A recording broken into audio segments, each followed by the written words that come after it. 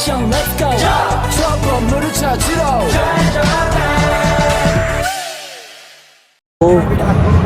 Muhammad Alif Zulfikar. Saya Sofia Desi Putri Anjani. Aku Arlena. Agnia Siti Salma. Saya Siti Rifat Khairiyah.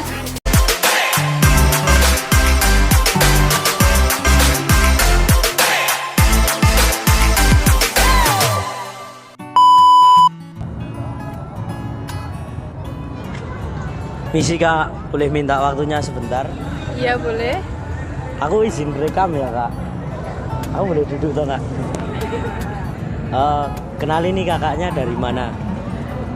Saya Rahmarista Dewi Arianti dari SMA Negeri 1 Weleri Semarang. Kakaknya kelas berapa ya? Kelas 3. Kesini baru liburan atau cuma sekedar main-main aja? Atau ada tugas sekolah yang di sini kunjungan atau gimana gitu? Liburan Kak. Oh iya, sebelumnya kakaknya ada rencana buat lanjut kuliah setelah SMA atau mau langsung kerja? Lanjut kuliah. Oh, kira-kira kuliahnya di Jogja juga atau di luar Jogja dan di kampus mana ya Kak? Pengennya di Jogja, di UGM. Di kampus UGM ya Kak? Oh ya, sebelumnya kenalin ya Kak, aku Muhammad Alif Zulfikar dari Universitas Negeri Yogyakarta, Fakultas Ilmu Pendidikan dan Psikologi. Kebetulan saya dari Departemen Pendidikan Luar Sekolah, dan di sini saya juga ingin mengenalkan tentang apa sih itu PLS atau Pendidikan Luar Sekolah. Kakaknya sendiri udah tahu belum apa itu pendidikan luar sekolah? Belum. Tapi udah pernah dengar tentang departemen atau prodi pendidikan luar sekolah belum? Belum. Belum juga. Oh ya, di sini tuh pendidikan luar sekolah tuh salah satu prodi yang ada di Universitas Negeri Yogyakarta. Itu berada di Fakultas Ilmu Pendidikan dan Psikologi. Nah, pendidikan luar sekolah sendiri itu adalah pendidikan yang berbeda dengan pendidikan formal yang ada di sekolah-sekolah biasa. Kalau pendidikan sekolah formal kan yang pada umumnya tuh ada TK, SD, SMP atau SMA gitu ya Kak. Nah, kalau pendidikan luar sekolah itu dia sebagai pelengkap pendidikan yang ada gitu. Jadi lebih ke PKBM, ke paket A, paket B atau paket C. Pendidikan luar sekolah itu juga lingkupnya lebih luas Kak. Jadi bidang garapannya itu juga banyak. Terus ada pendidikan keaksaraan, terus pendidikan dan kepelatihan dan sebagainya gitu Kak. Lulusan dari pendidikan luar sekolah sendiri juga dapat bekerja di berbagai bidang Kak. Salah satunya yang sejalan itu seperti menjadi fasilitator atau guru les gitu, atau dapat menjadi pemilik PKBM. Kakaknya sendiri itu lebih berminat ke kuliahnya ke jurusan pendidikan atau di luar pendidikan ya Kak? Pendidikan. Oh, kakaknya juga berminat di pendidikan juga. Mungkin segitu dulu aja Kak yang mengenai pendidikan luar sekolah. Maaf ya Kak, mengganggu waktunya. Terima kasih. Ya sama-sama. Jadi di sini saya akan mewawancarai saudara saya terkait pendidikan luar sekolah. Jadi kamu tahu nggak sih pendidikan luar sekolah itu apa? Kayaknya aku kurang tahu deh. Kamu bisa jelasin nggak? Jadi pendidikan luar sekolah itu biasa disebut dengan pendidikan non formal. Nah, pendidikan non formal itu beda dari pendidikan formal yang terjun langsung ke sekolah. Tapi pendidikan non formal itu pendidikan yang dilaksanakan secara sistematik dan fleksibel. Terus apalagi nih yang mau kamu tahu tentang PLS? Kira-kira tujuan dari PLS itu apa ya? Untuk tujuannya dari PLS atau pendidikan non formal itu untuk memenuhi kebutuhan pendidikan atau warga belajar untuk masyarakat. Selain itu juga untuk mencapai tujuan pembelajaran sepanjang hayat. Kalau untuk sasaran-sasarannya apa ya? Untuk sasaran pendidikan non formal itu ada masyarakat yang miskin, yang buta huruf, dan pengangguran terdidik, anak balita gitu. Nah kan biasanya kalau gitu kan kayak ada ranah-ranahnya. Kira-kira ranahnya itu ada berapa ya, dan terus apa aja ya? Oke, untuk ranah-ranah di pendidikan non formal itu ada 7. Yang pertama itu keaksaraan, atau biasanya itu yang dimaksud dengan buta aksara itu. Terus ada kepemudaan. Kepemudaan itu kayak karang taruna-karangtarunnya di masyarakat. Terus ada PAUD, ada life skill, ada kesetaraan gitu. Kesetaraan itu kayak paket pembelajaran paket A, paket B, paket C. Kalau paket A itu untuk SD, paket B itu untuk SMP, dan paket C itu kayak untuk SMA itu. Oke, kalau itu prospek kerjanya apa aja ya kira-kira? Untuk pendidikan luar sekolah itu perspektifnya sebenarnya luas ya, kayak bisa kerja di dinas sosial, bisa kerja di BKKBN, bisa kerja jadi fasilitator. Oke, udah cukup nih penjelasannya, aku juga udah cukup paham. Oke, jadi segitu aja yang bisa saya sampaikan sama saudara saya. Sekian, wassalamualaikum warahmatullahi wabarakatuh. Sini aku akan berbincang dengan saudaraku Nisa. Nisa, kamu pasti sering kan dengar kalau misalnya aku ditanya, Mbak Erlena prodi apa sih? Jurusan apa sih? Pasti aku jawabnya pendidikan luar sekolah. Kamu tahu nggak pendidikan luar sekolah itu apa? Enggak, apa tuh? Jadi pendidikan luar sekolah adalah pendidikan yang diselenggarakan di luar sistem formal, pendidikan non formal atau pendidikan informal sebutan lainnya. Nah, contohnya itu kayak pendidikan paket ABC gitu. Terus sasaran atau tujuan pendidikan luar sekolah itu apa? Kalau buat sasarannya, sebenarnya orang atau peserta didiknya itu dari anak kecil sampai orang dewasa. Dan tujuannya itu supaya membantu masyarakat atau semua orang supaya bisa mendapatkan pendidikan yang layak, kayak dia bisa mendapat pengetahuan dan keterampilan supaya bisa siap bekerja. Nanti PLS kerjanya itu apa? Nah, kalau buat kerjanya sama seperti sasaran dan tujuan, sebenarnya luas banget. Dia bisa jadi fasilitator, terus kayak bisa membuat bimbingan belajar, terus bisa kerja di lembaga swadaya masyarakat, bahkan jadi dosen juga bisa. Nanti belajar apa pas kuliah, sama apa tugas kuliah? Nah, kalau tugas dan belajar apa di kuliah, sebenarnya itu tuh nggak perlu kayak kreativitas, keterampilan atau pengetahuan yang khusus. Dia sebenarnya juga belajar yang umum-umum, kayak pendidikan kewarganegaraan, terus ada bahasa Indonesia, agama, gitu-gitu. Tapi mahasiswanya juga dibekali dengan pengetahuan yang dia bisa membantu mahasiswa untuk bekerja nantinya, seperti psikolog pendidikan non formal atau informal, dan ilmu pendidikan. Memang penting ya PLS itu, atau kayak punya proyek sendiri? Sebenarnya kalau menurut aku pendidikan non luar sekolah itu tuh penting karena membantu masyarakat supaya bisa mengembangkan dan memberdayakan masyarakat melalui pendidikan. Contohnya kayak melalui wisata edukasi, terus kayak bisa pemberdayaan perempuan melalui literasi dan sebagainya gitu-gitu. Wah, PLS ternyata seru juga ya. Iya, dan meskipun pendidikan luar sekolah ini nggak banyak orang tahu, tapi menurut aku pendidikan luar sekolah itu tuh sangat-sangat penting dan bermanfaat banget. Dah, itu aja. Dadah, terima kasih telah menonton. Oke, di kesempatan kali ini aku bakalan ngewawancarain adik aku. Hai. Oke, aku di sini pengen tanya. Kan kamu tahu kan jurusanku PLS, ya kan? Tahu kan? Tapi kamu tahu nggak sih PLS tuh ngapain gitu? Nggak tahu.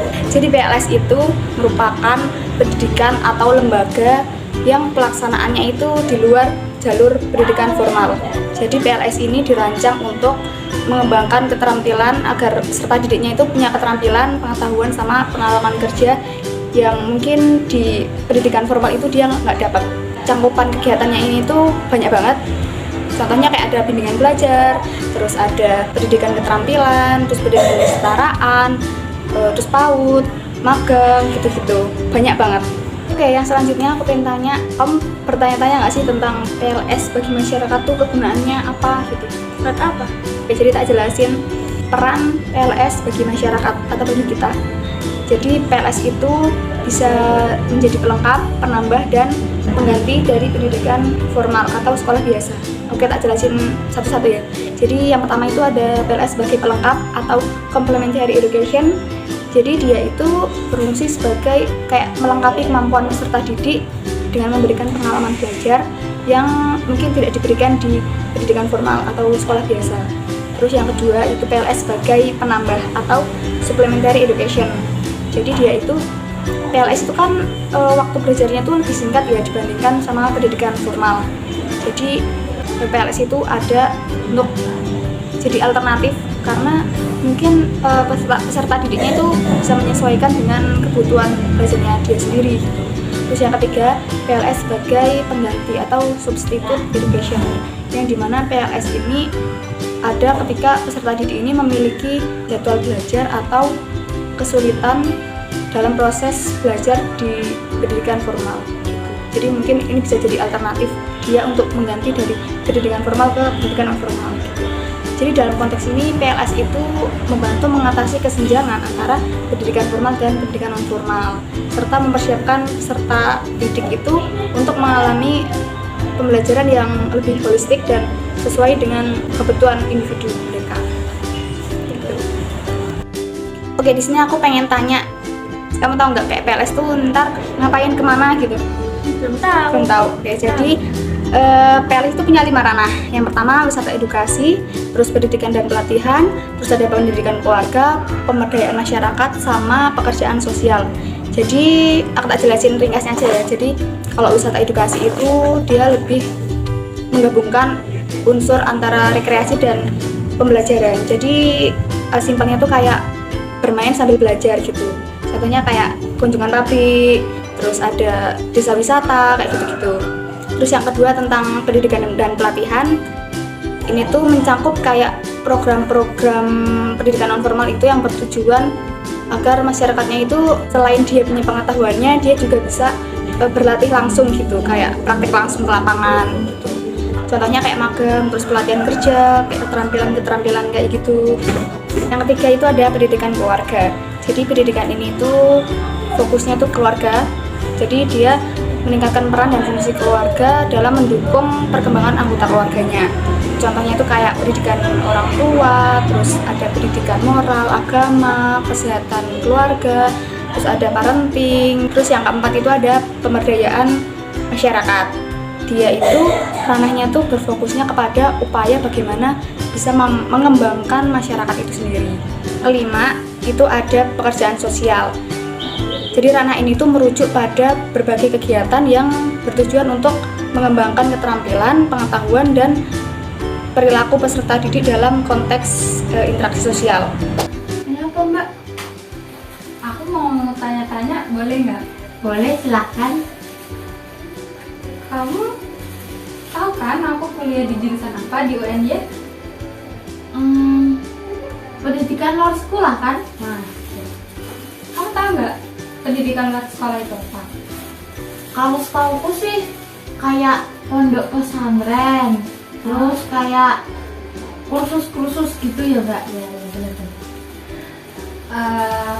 Aku mau jelasin secara detail ya. Ya. Pendidikan luar sekolah itu apa? Jadi pendidikan luar sekolah itu adalah program pendidikan di luar lembaga sekolah formal. Nah, yang mencakup pendidikan luar sekolah itu ada 2, yaitu pendidikan non formal dan pendidikan informal. Tahu nggak pendidikan non formal dan informal contohnya kayak apa? Kurang tahu sih Mbak aku. Nah, kalau pendidikan non formal itu contohnya kayak pelatihan kerja, terus tempat-tempat kursus, terus ada juga PKBM. PKBM itu pusat kegiatan belajar masyarakat. Ada juga SKB, sanggar kegiatan belajar. Nah, tiap kota tuh biasanya ada, apa tiap kecamatan ya? Kayaknya tiap kota deh, tiap kota tuh ada SKB-nya, ada PKBM-nya.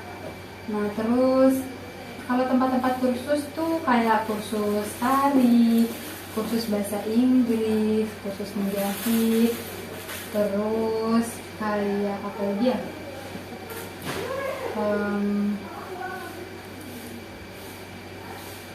ini tempat bimbel kalau misalkan mau ikut UTBK.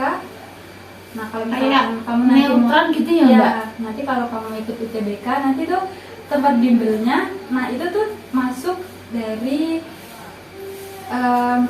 macam-macam lembaga non formal gitu. Kalau kayak kejar paket C kayak gitu termasuk apa Mbak itu? Ya, kan di PKBM itu ada yang namanya program kejar paket. Ada paket A, paket B, sama paket C. Nah, paket A itu setara SD. Oh, sekolah dasar. Nah, untuk paket B itu setara SMP. Kalau paket C setara SMA gitu. Jadi, pendidikan non formal di sini tuh punya beberapa fungsi seperti sebagai pelengkap pendidikan, sebagai alternatif pendidikan, sebagai pengganti pendidikan, kayak gitu.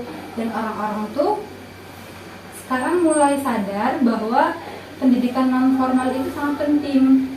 Kenapa? Karena punya banyak keunggulan. Di antara lain,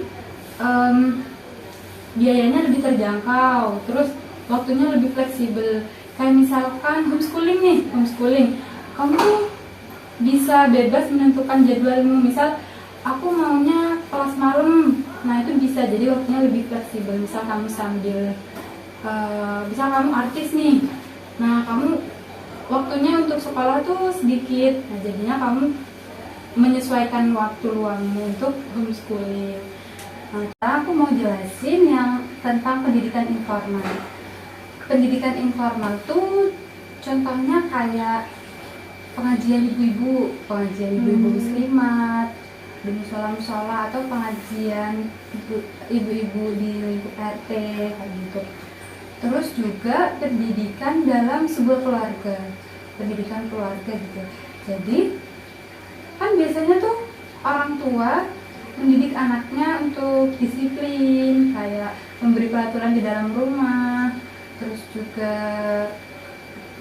mendidik tata krama, buat anak sopan santun kayak gitulah. Nah jadi itu contoh-contoh dari pendidikan informal. Sekarang kamu udah paham belum apa itu pendidikan luar sekolah? Ya lumayan sih Mbak, setelah Mbak jelasin tadi tentang pendidikan luar sekolah, jadinya aku punya pandangan, oh ternyata gini pendidikan luar sekolah itu. Berminat ya masuk pendidikan luar sekolah? Seru loh. Dikit sih Mbak. Apa-apa. Oke. Makasih ya buat waktunya. Sama-sama.